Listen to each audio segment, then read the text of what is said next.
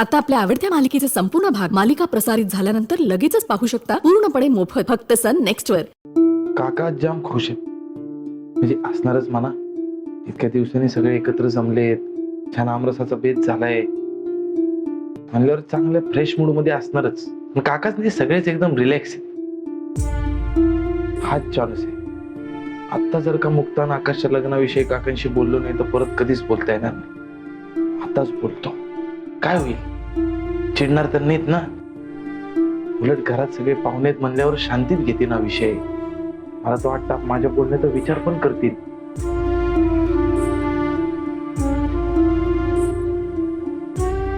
मला पण असं वाटतंय की विचारा तुम्ही बाबांना. हो ना. आलोच.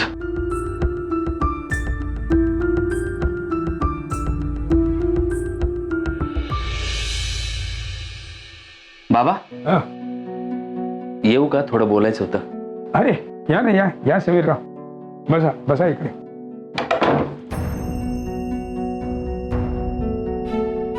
बोला, काय बोलायचं होतं तुम्हाला? जे बोलायचं आहे ते महत्वाचं आहे. म्हणजे आता मला काका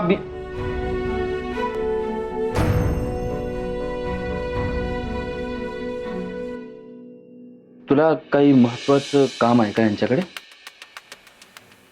नाही म्हणजे तू बोलून घे, मी नंतर बोलेन. अरे नाही नाही समीरराव, तुम्हाला जे काय बोलायचं असेल ते बोलून घ्या. राहाचा विषय काय नंतरही ऐकता येईल, काही प्रॉब्लेम नाही. बोला.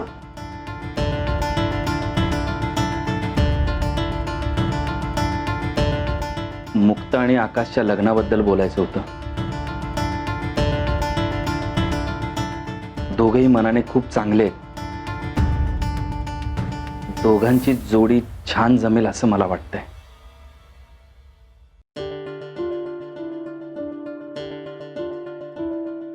हो काका, जे मला पण ह्याच विषयावर बोलायचं होतं.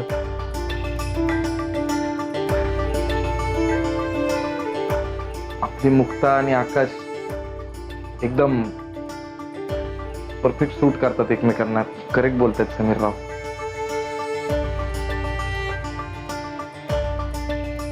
समीरराव, राणा, हे बघा, मुक्ता आणि आकाशच्या लग्नाच्या बाबतीत मी याआधी माझी नापसंती दाखवलेली आहे. पण काय यामागे नेमकं कारण काय मी तुम्हाला आत्ता सांगतो. काय समीरराव, मुक्ता आणि आकाशच्या लग्नाचा विषय आपण काढला तर काय नेमकी तुमच्या आईची याच्यावर प्रतिक्रिया काय असेल? उद्या त्यांनी असं नको म्हणायला की बाबा तुम्ही आईची काळजी करू नका, ते माझ्यावर सोडा. हे बघा, आता आकाशच्या नोकरीचा प्रश्न सुटलाय. तो माझ्यासोबतच बिझनेस करतोय. त्याला आता नोकरी शोधायची काही गरज नाही, तो सेटल आहे. राहिला प्रश्न आईचा, तर आईला मी समजवेन. आई जर या लग्नाला तयार असेल, तुम्हाला हे लग्न मान्य असेल का? हो, मग माझी काहीच हरकत नसेल. नाही, कसं आहे, आकाशराव एक मुलगा म्हणून आणि सगळ्यात महत्वाचं म्हणजे एक माणूस म्हणून लाखात एक असेच आहे. माझ्या मुक्तेसाठी आकाशरावांचं जर स्थळ असेल तर सोन्याहून पिवळं आहे, उत्तमच आहे ते. क्या बात आहे काका, ये होईना बात. एक नंबर. नाही म्हणजे तुमचा हा डिसिजन लय आवडला आपल्याला काका. एक नंबर. वा, चला. म्हणजे माझ्या या एका निर्णयाच्या निमित्ताने का होईना, पण माझ्या दोन्ही जावयांमध्ये एकमत झालेलं आहे. यासाठी खरं तर मी सासरे बुवा म्हणून सगळ्यांना पेढेच वाटले पाहिजेत. नाही नाही, पण मी आत्ता लगेच पेढे वाटणार नाहीये. हे सगळं जरा छान व्यवस्थित पक्क होऊ दे, मग वाटेन पेढे. काय? हो. वा वा, छान.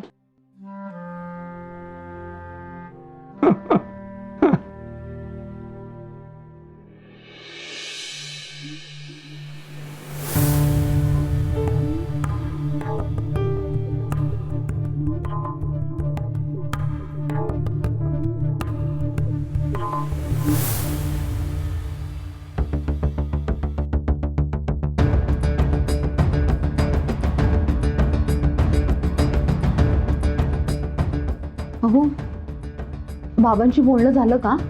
हा, हो झालं बोलणं. काय काय म्हणाले? हो म्हणाले. काय? हो. बाबा हो म्हणाले? बाबा इतक्या सहजासहजी होकार देतील असं वाटलं नव्हतं. दोघा जावयांनी मिळून पटवून सांगितलं त्यांना. दोघा जावयांनी म्हणजे राणा राणा होता तुमच्यासोबत? हो, त्यालाही बाबांशी याच विषयावर बोलायचं होतं. त्यामुळे बाबा लग्नाला तयार झाले. बरं झालं बाबा मुक्ता आणि आकाशच्या लग्नासाठी हो बोलले. टेन्शन मिटलं. म्हणजे हो तर बोललेत ते, जरा एक प्रॉब्लेम झालाय. प्रॉब्लेम? आता काय काय हो? आईची हरकत नसेल तरच हे लग्न होईल असं बाबा म्हणाले. हरकत नसेल म्हणजे?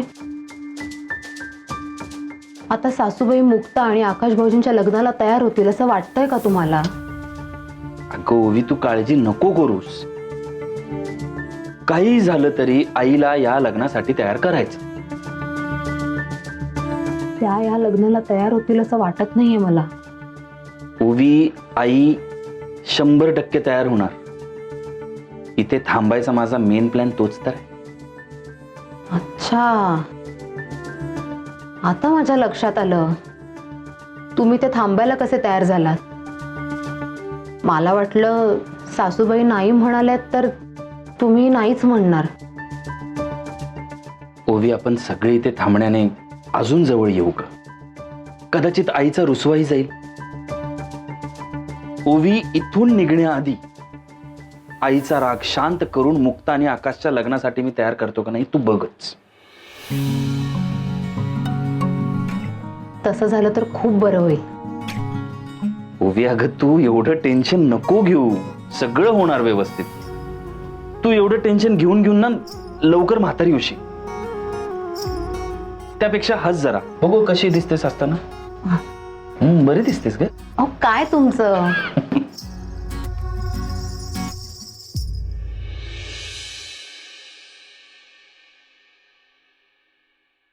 अरे दादा नो मंदी काय मग जाऊन आला समीरदाच्या सासरी? होय ना. भेट कसा आला? अरे एकदम फर्स्ट क्लास. अरे ते भाज्यांचे टेम्पो तुला लोड करायला सांगितले ते केलेस? भाज्यांची टेम्पो? अहो तो टेम्पो निघाला पण. शाबाश शाबाश. तुला एखादं काम सांगितलं ना की ते झालंच पाहिजे. ते विचारे फॉर्मची फाईल घेऊन ये जरा. आता हो, अरे दादाने चेक बनवायला सांगितलाय त्यांचा. ते किती अमाऊंट आहे, स्पेलिंग काय, सगळं चेक करतो एकदा. चुकायला नको उगाच. आण. होय होय. विचारे हे दिलेवाले विचारे. हा. हे बाकी मग दादा नो समीरदा अजून आलेला नाहीत? नाही रे, दादा आता इतक्यात नाही येणार. आजचा दिवस तो तिथेच राहणार आहे. बरं दादा नो, हा बोल. एक काम होता. तुमच्याकडे 1000-1500 रुपये आहेत काय? आता थोडी नड होती ना. पैसे? सॉरी मंदी, पण दादा माझ्याकडे काही कॅश नाही देऊन गेलाय रे. अर्जंट होतं का? नाही नाही चालेल, मी करतो. हा होय होईल ना? होय होय होय. मी येतो बँकेत जाऊन लगेच. हा, तू आहेस ना? होय लक्ष ठेवा. होय होय.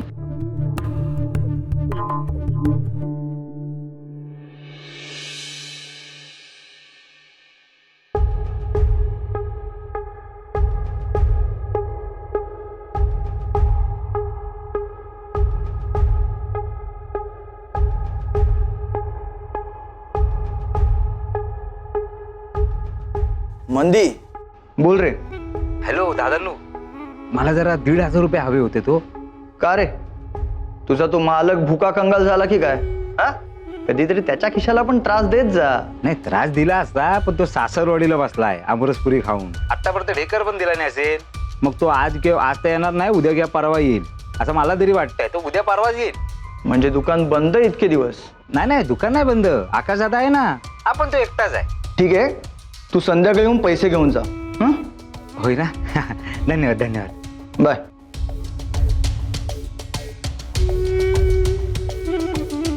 आकाश महाले दुकानात एकटाच आहे, म्हणजे त्याला कंपनी द्यायला जायलाच हवं नाही का?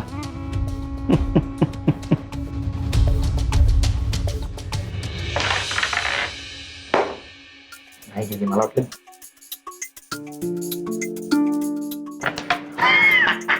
अय शब्बास. काय समीरराव, नेवणी बरोबर कॅरमचा डाव रंगला एकदम. हा? तुम्ही या ना.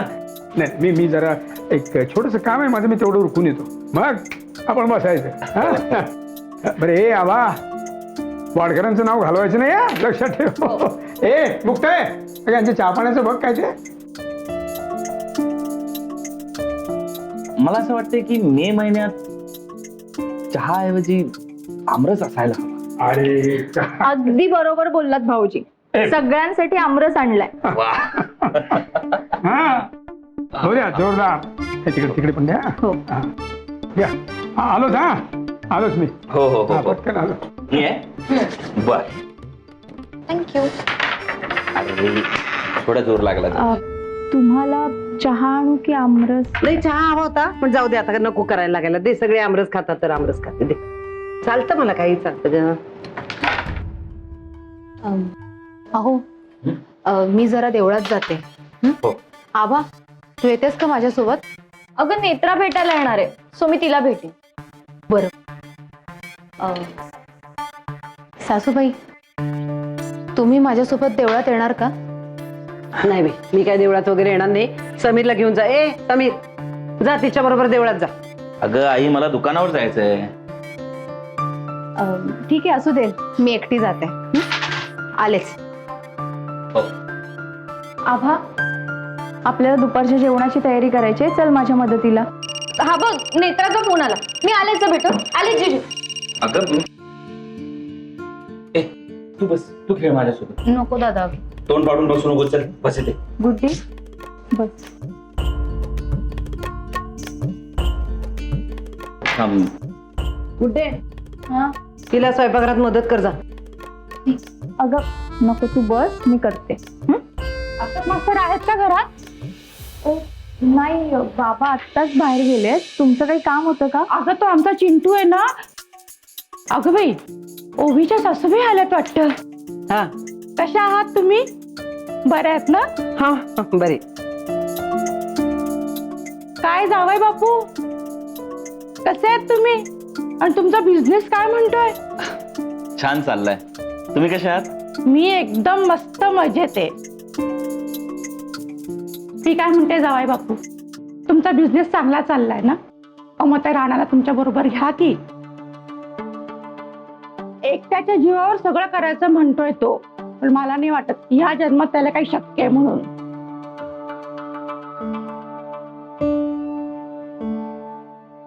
ताई, असं का म्हणताय तुम्ही? काय झालं? काय सांगू तुम्हाला आता, हा, काय काय उद्योग करतो हा राणानं. आता मागच्या महिन्यात त्याने एक हॉटेल विकत घेतलं. त्या हॉटेलवाल्यानी यालाच फसवलं. खरेदीमध्ये सगळे पैसे खर्च करून बसला. मग टेन्शन आलं आणि त्याच्यामध्ये दारू आणि विष दोन्ही प्यायला.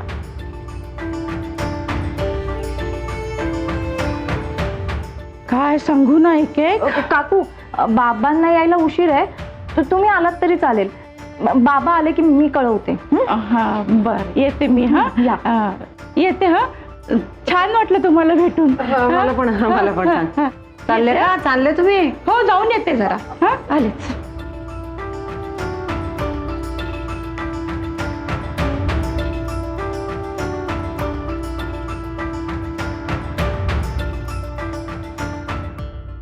ऐकलं का समीर? ती बाई काय सांगत होती? आपल्याला काही माहितीच नाही ना.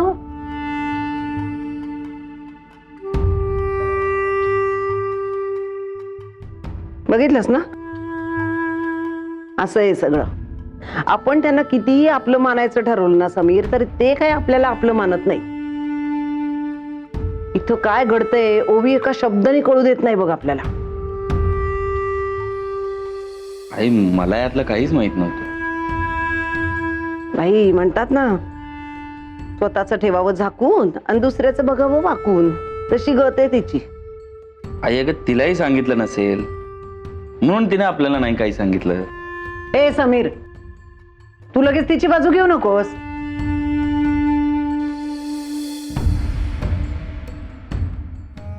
राणा,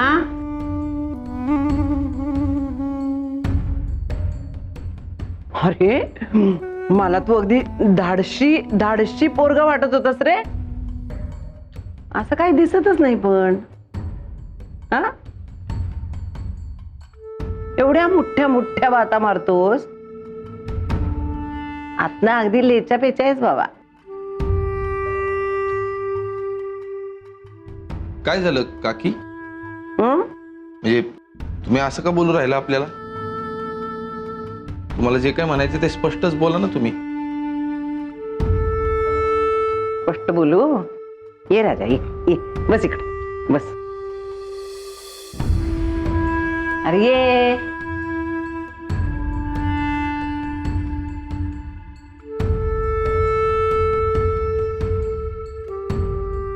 अरे काही लोकांनी तुला फसवलं आणि म्हणून तू विष पिऊन आत्महत्या करायचा प्रयत्न केलास, असं कळलं मला.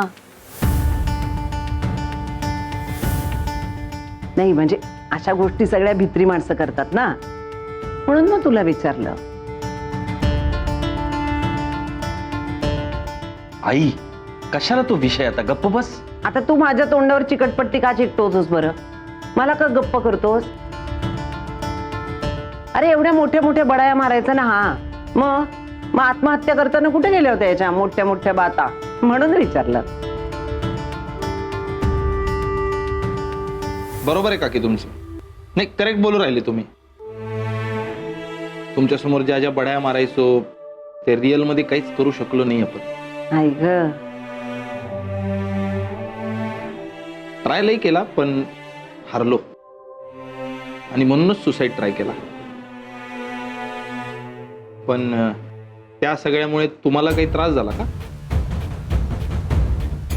आई आई आई आई कशाला उगाच विषय वाढतो, तू गप्प बस नाही. अरे थांब, समजून सांगते त्याला. हे बघ राणा, तुझ्यासारख्या माणसाने तरी अशी हार मानता कामा नये बाबा. आत्महत्या करणारी माणसं भित्री आणि दुबळी असतात. हो, माझा समीर बघ, एवढ्याशा कामापासून सुरुवात केली, आता स्वतःचं दुकान आहे त्याचं. आणि तुझं काय झालं बरं? मोठ्या मोठ्या बाता मारणारा पळपुटा माणूस ठरलास तू, म्हणून सांगितलं. काकी, खूप बोललात, यापुढे एक शब्दही बोलू नका. आणि माझ्या नवऱ्याला हे असं बोलण्याची काही गरज नाही. अगं काय नाव रे हिचं? वृंदा, अगं मी काहीतरी चांगलं सांगतेय तुझ्या नवऱ्याला, त्यात तुला वाईट वाटायचं काय कारण बरं? बस बस इथे, तुला पण समजावून सांगते, बस तिथं. चांगल्या गोष्टी, हे आता तुम्ही जे काही बोलत होतात ना, त्यामध्ये चांगलं काहीच नव्हतं, सगळा अपमान होता.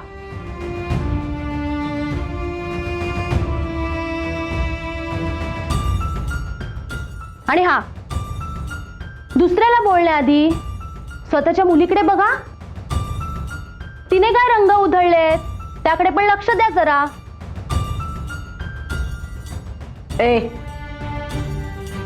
या सगळ्यामध्ये माझ्या मुलीला ओढायचं नाही हं? तिच्याबद्दल एक शब्दही बोलायचा नाही. का नाही बोलायचं? तुम्ही माझ्याविषयी, माझ्या नवऱ्याविषयी वाटेल ते बोलाल, ते आम्ही ऐकायचं. आणि तुमच्याविषयी का नाही बोलायचं? ताई काय झालं? काय झालं म्हणून काय विचारतेस मला? आमरस खाऊन पण विष चोखणाऱ्या माणसांना विचार काय झालंय ते. ए, तोंड सांभाळून बोलायचा, तोंड सांभाळून बोलायचं. तुम्ही आमरस खायला घातला म्हणजे काय तुझ्या मनात आहे ते बोलू मी? मी खरं तेच बोलते बाई, मला खरं बोलायची सवय. माझ्या जिभेला सवय नाही असं रेटून खोटं बोलायची. तुम्ही आणि खरं, अहो नको त्या गोष्टींचा कांगावा करणारी माणसं तुम्ही. तुम्ही काय खरं बोलणार?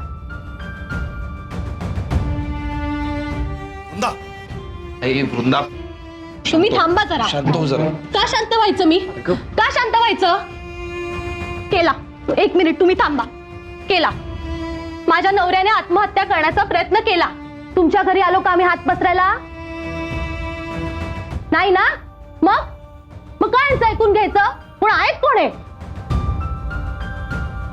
बघ बघ कशी नागिणी सारखी जीभ बळबळतीये बघ हिची. आणखीन काही बोललात ना, नागिण कशी डसते ना ते पण सांगेन मी. बाई काय हात बीत उघडती का काय माझ्यावर आता? बाई मती शेड खायला गेली होती माझी, म्हणून आले परत या माणसांमध्ये. कुठल्या काळ्या मुहूर्तावरती ओवी आपल्या आयुष्यात आली ना, आणि ही माणसं जोडली गेली नात्यामध्ये. परमेश्वराला माहिती ग बाई, कसा अपमान करतायत बघ, सतत अपमान करतायत आपला.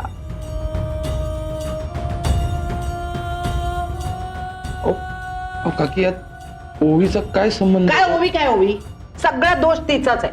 हा इथं माहेर येऊन आमच्या तिकडच्या सगळ्या गोष्टी प्रत्येकाच्या कानामध्ये सांगते, आणि इथलं एक शब्द आम्हाला कळू देत नाही. तर आई तू गप्प बसतेस का जरा? आपण इथे भांडायला आलोय का? तू शांत बस. पण जरा शांत हो ना यार. कशा लोक शब्दाला शब्द वाढू राहिली? मी बोलते, हे लोक जीभ वळून कसंही बोलणार, आणि आपण मान खाली घालून ऐकून घ्यायचं. कशासाठी? मिंदे होत आपण यांचे का नातं आहे म्हणून ऐकून घेऊ? सावलीलाही उभं राहायची लायकी नाही यांची. बस बस वृंदा बस. हे बोललीस आता तू बस. अरे कशाला बाबा समजूत घालतो तिची? तुला तर मनात आनंदाच्या उकळ्या फुटत असतील ना. हा नाही बाई, यांच्या ना बापाला विचारायला पाहिजे. हेच संस्कार केलेत का मुलींवर? पुन्हा एकदा सांगते, संस्कार तुमच्या मुलीला शिकवायचे, आम्हाला शिकवायचे नाही.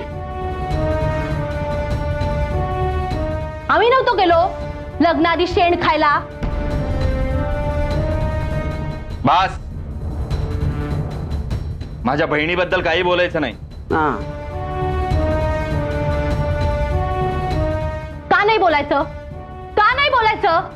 अरे तुझ्या समोर तुझी आई तुझ्या बायकोविषयी, आमच्या बहिणीविषयी वाटेल ते ओकते, ते ऐकून घेतोस तू. त्याचा त्रास नाही होत तुला? शी. अरे इतकाच आईचा पदर पकडायचा सोस होता तर लग्न कशाला केलं?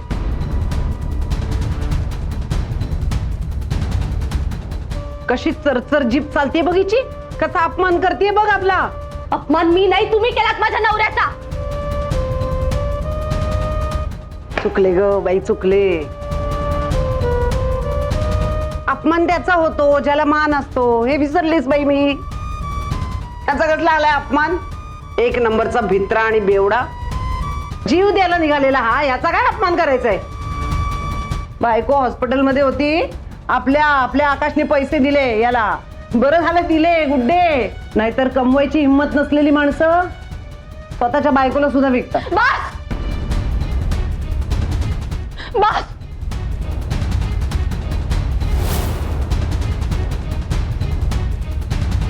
आता एक शब्द जरी तुम्ही उच्चारलात ना, तर खेटाने थोबाड फोडेल तुमचं.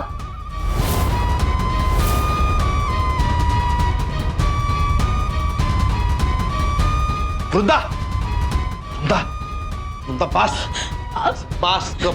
लय बोललीस. तू तरी व्हायचा मान ठेव त्यांच्या. अहो पण खरंच बस झाला आता. माझ्या आईशी या भाषेत बोलायची कोणाची हिंमत नाही झाली. काय झालं? काय झालं समीरा?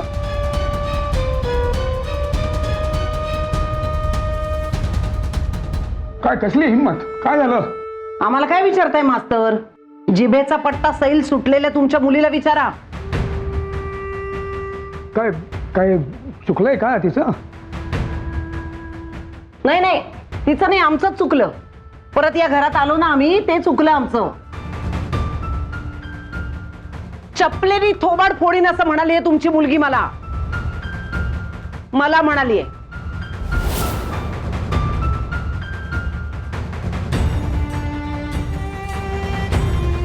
वृंदा असं बोललीस तू?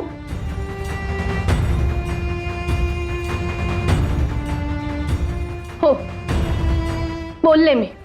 माफी माग, माफी माग, पायावर डोकं ठेवून माफी मागा ती त्यांची. नाही मागणार.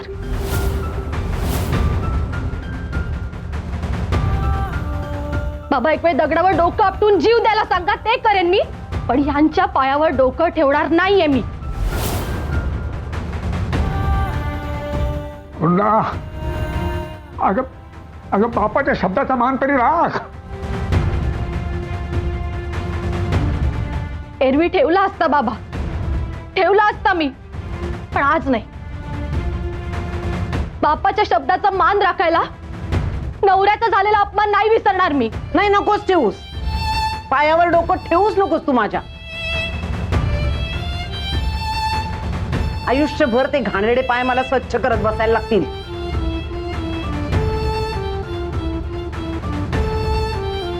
बघितलं मास्तर?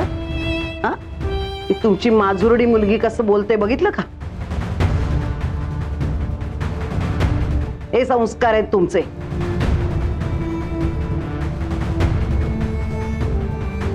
चपलेनी थोबाड फोडणारी ही मुलगी बघा, बघून घ्या एकदा नीट. माझ्या जागी तुम्ही असतात मास्तर, असं म्हणाली असती ती. हा बाई, अपमान करून घ्यायला चालूय आपण इथे समीर. तर माझा जीव जरी गेला ना तरी हा उंबरा मी परत ओलांडणार नाही. चल चल. नाही नाही, अशा लताताई चुकून चुकून बोलून गेली असेल ती, तिच्या वतीने मी माफी मागतो तुमची. अहो लहान लेकरू आहे का ते चुकून व्हायला?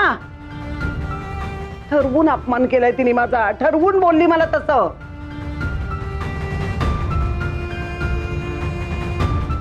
खोटं वाटतंय? तिला विचारा, तिला म्हणावं बाळाची शपथ घेऊन खरं काय ते सांग.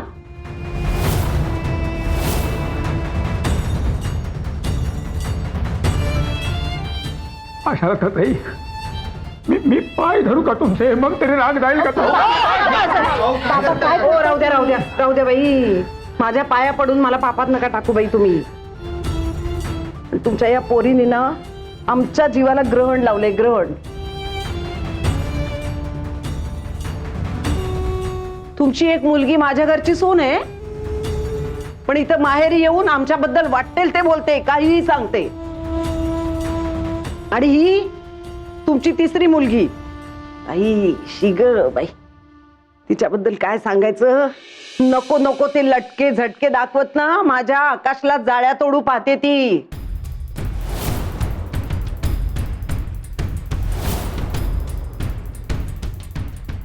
तुमच्या या दिवट्या आहेत ना सगळ्या, आमच्या आयुष्यामध्ये अंधार पाडलाय त्यांनी मास्तर. कशा अशा मुली जन्माला घातल्या तो तुम्ही? हा, नाही काय झाले, दुसऱ्यांच्या मुलांना शिकवता शिकवताना स्वतःच्या मुलींवर संस्कार करायचे राहून गेले तुम्ही. कमी पडलात मास्तर तुम्ही तिथं. काय करायचं?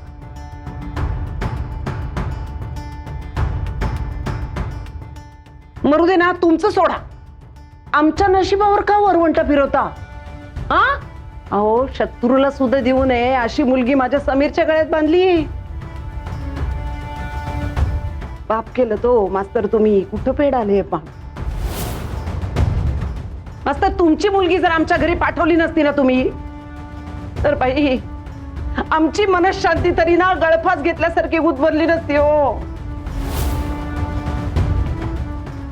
हो वाटेतल्या वाटसरूला देऊन टाकायची ना ती पोरगी आणि जायचं चारधाम यात्रेला निघून. यात्रा झाली असती तुमची.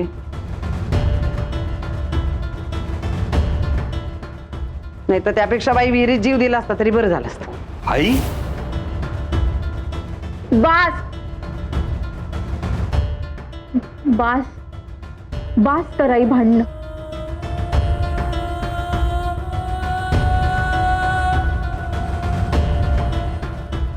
आमच्या बाबांचा यात काही दोष नाहीये. प्लीज त्यांना काहीच बोलू नका. ए बाई, नाही नाही, यांच्याशी बोलून माझं कशाला तोंड खराब करू बाई. चल समीर चल चल चल इथं थांबलो ना आपण, ही नुसतीच म्हणाली तो बाप खरंच मुस्काट फोडेल माझं. चल बाबा, चल एक कुठे चल नाही, चल चल चल चल असं होतं चल ताई. चल बाबा चल. खरंच चल. माफी मागतो हो हा, तुमची. आणि एक सांगायचं तुम्हाला आणखीन, ओवी परत आली ना, सासरी पाठवायची नाही हा. इथंच तुमच्या घरीच ठेवून घ्या. ही असली मुलगी आमच्या घरी नको. केसानी गळा कापणारी अवदस आहे ना, तुम्हालाच लखलावे. ठेवून घ्या इथं.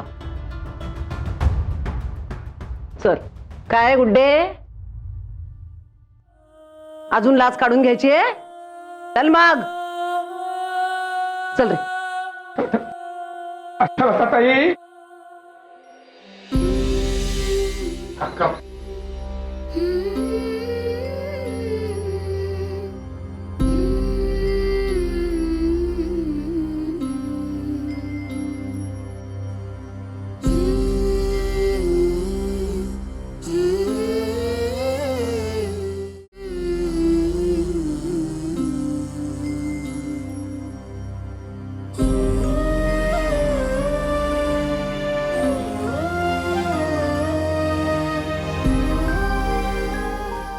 समीरजी आणि सगळे कुठे गेले? घरी गेले का? बाबा ते थांबणार होते ना, आपण सगळ्यांनी किती मजा मस्ती केली असती. करा मजा करा.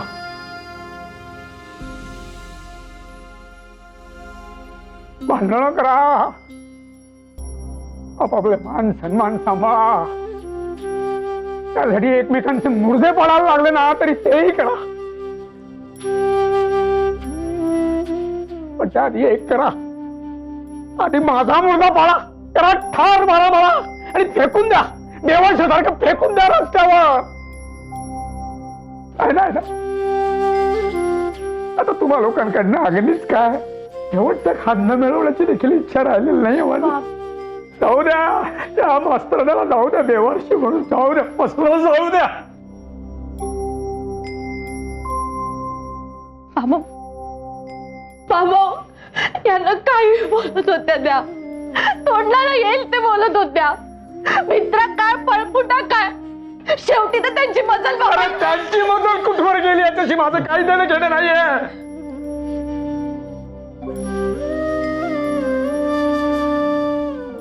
अगं माझ्या संस्कारांच्या तुळशी वृंदावनात वाढलेली माझी वृंदा ही अशी निवडुंगासारखी कशी झाली हे माझं मलाच कळलं नाही ग.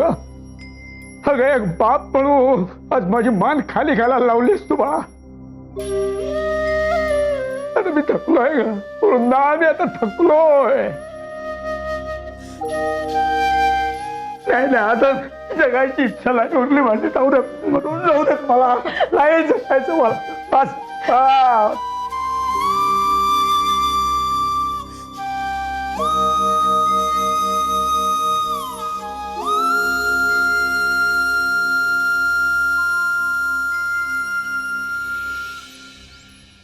ओवी,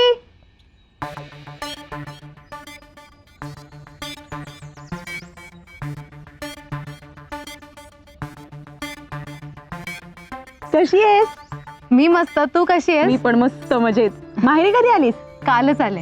शाणी, काल माहेरी आलीस आणि मला भेटायला नाही आलीस? माझं जाऊ दे, तुझं काय? तू माझ्या लग्नाला नाही आलीस ना? खरंच सॉरी. अगं खरंच तुझ्या लग्नाला यायचं होतं आणि सगळी तयारी सुद्धा करून ठेवली होती. तुझ्या लग्नासाठी जी साडी काढून ठेवली होती, नेमकी तीच साडी नेसून माझी नणंद दुसऱ्या लग्नाला गेली. मला खूप राग आला होता तिचा आणि वाईट पण वाटलं. पण खरंच सॉरी, मला खरंच यायचं होतं लग्नाला, पण नाही येता आलं. सॉरी.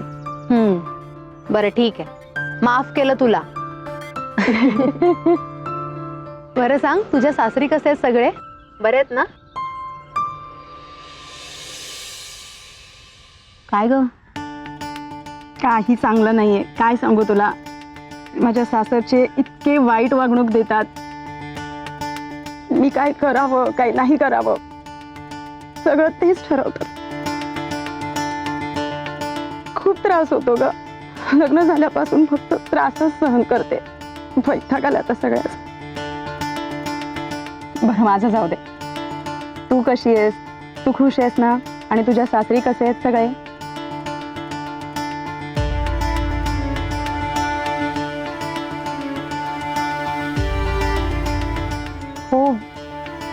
माझ्या सासरी चांगले आहेत सगळे. माझी काळजी घेतात, मला हवं नको ते बघतात, सगळे चांगले आहेत. नशीबवान आहेस ग खूप, म्हणून तुला इतकं चांगलं सासर आणि इतकी चांगली काळजी घेणारी मंडळी भेटली. नाही तर माझं नशीब. काय स्वप्न रंगवली होती आणि काय वाटायला आलं. शांती, काळजी नको करूस, सगळं नीट होईल, थोडा वेळ दे. बरं चल, मला आता घरी जायला हवं, सगळे वाट बघत असतील ना. ए ओवी, मी पण तुझ्या घरी येऊ का? येतेच. बरेच दिवस झाले मास्तरांना भेटली नाही, त्यांना भेटेन, मनसोक्त गप्पा मारेन त्यांच्याशी. काय ग, येऊ ना घरी? हो चल ना. चल.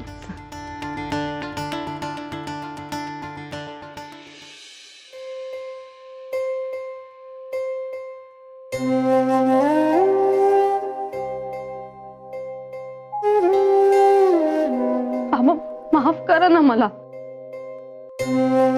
अहो ओवीच्या सासूने यांचा अपमान केला म्हणून मी बोलले, आणि बाकी जे काही झालं त्यात खरंच माझी काही चूक नव्हती बाबा. वृंदा, काही झालं तरी तू त्यांना हे असं बोलायला नको होतंस. अगं, किती झालं तरी त्या वयानं मोठ्या आहेत तुझ्यापेक्षा. अगं, त्या काही बोलल्या असतील, पण तू तुझ्या रागावर नियंत्रण ठेवायला नको होतस का? हा, आता हे जे काही भांडण झालंय त्याच्यामुळे तुझं नाही, तर बिचारा ओवीचं आयुष्य धोक्यात आलंय.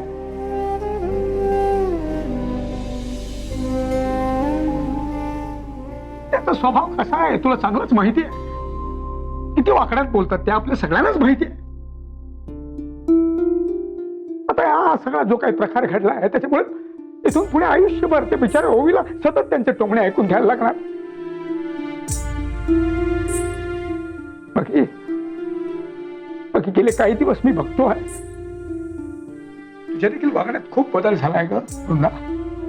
बाकीच्यांचं सोडा, मला सुद्धा उद्धटपणाने बोलायला लागलीस तू, माझ्याशी उद्धटपणाने वागतेस तू. हा काय ग?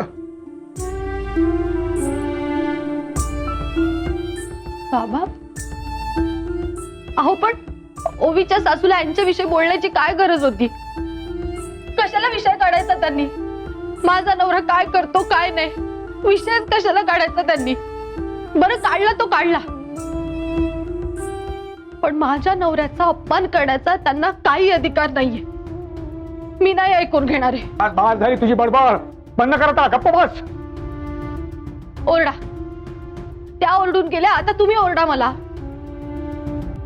पण माझ्या नवऱ्याबद्दल अपमानास्पद शब्द मी ऐकून घेणार नाही बाबा.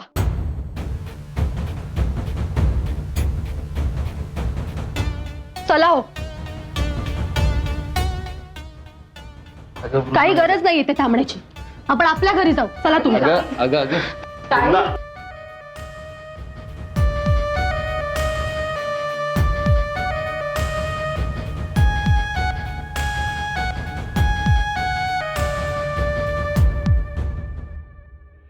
ना माझं ऐक थोडं. ए ना, ऐक ना. अरे तो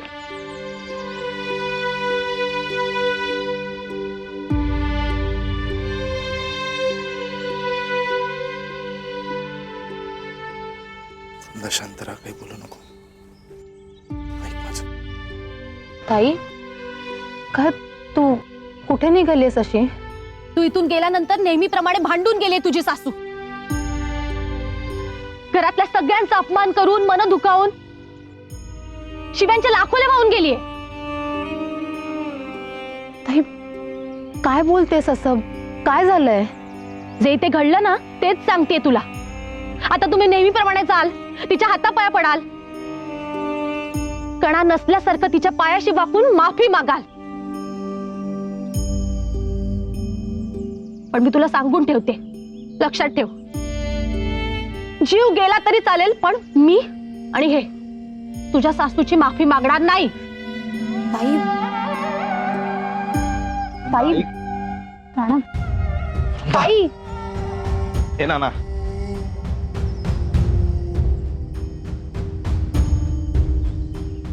ओवी, मी पण निघते आता. नंतर येईन कधीतरी. शेवटी काय, घरोघरी मातीच्या चुली. जाऊ दे, येते मी. काळजी घे.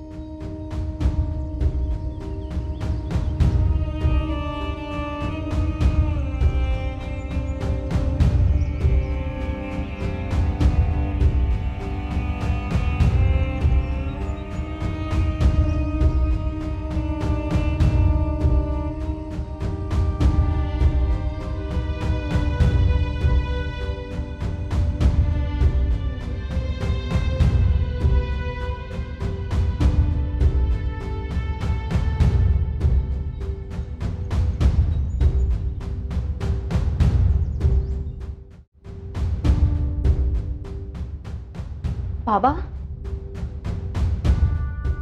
बाबा अहो काय झालं इथे? हां बाबा, आणि समीर आणि सासूबाई कुठे आहेत? हां जे व्हायला नको होतं तेच झालंय ओवी. जे सासूबाई राणाला नको नको ते काहीतरी बोलल्या, ते ऐकून वृंदाला राहवलं नाही आणि मग दोघींमध्ये हे कडाक्याचं भांडण झालं. भांडण इतकं टोकाला गेलं की मग शेवटी वृंदाने तुझ्या सासूबाईनं मारायची भाषा केली. मी वृंदाला खूप समजावण्याचा प्रयत्न केला, पण भांडणामुळे संतापलेल्या तुझ्या सासूबाईंनी शेवटी नको नको ते सुनावलं. वृंदाला खूप ऐकवलं. मागच्या वेळी तर काय वृंदाची काही चूक नसताना एवढं मोठं भांडण केलं होतं त्यांनी. आता तर काय, वृंदाच्या अशा बोलण्यामुळे त्यांच्या हातात काय कोलीतच मिळालं.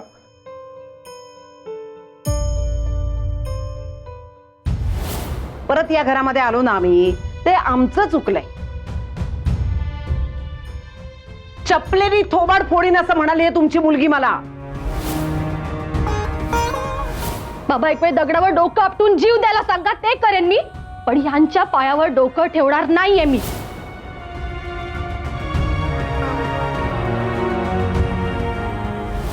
मी पाय धरू का तुमचे? मग तरी राग जाईल का? बाबा काय? हो राहू द्या राहू द्या राहू द्या बाई.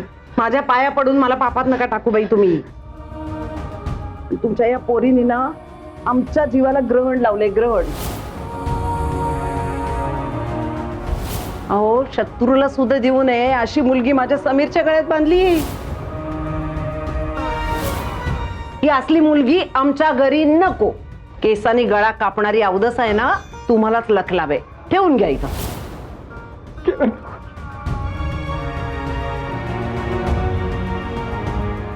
खर तर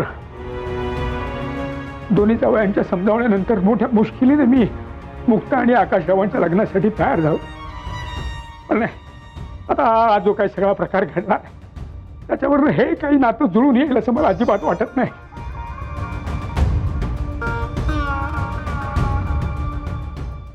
अगं, लग्न झालंच या दोघांचं, तर पुढे सतत मुक्तावर सुद्धा तुझ्या सासूबाई असत सतत टोमणे मारून बोलणार, टोमणे मारत राहणार त्यांना. नाही, जे तुझ्या नशिबी आलंय ओवी, ते मुक्ताच्या नशिबी येऊ नये असं मला वाटतंय, मनापासून वाटतंय.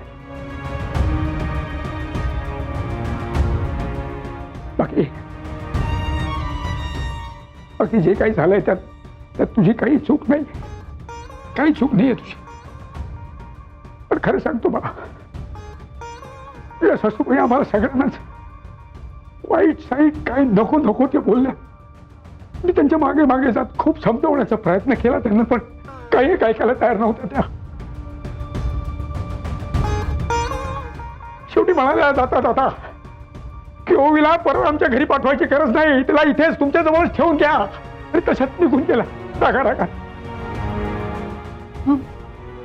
यावर समीर काय म्हणाले? काय म्हणणार, ते सुद्धा निमूटपणे तुझ्या सासूबाईंच्या मागोमाग निघून गेले, काही न बोलता.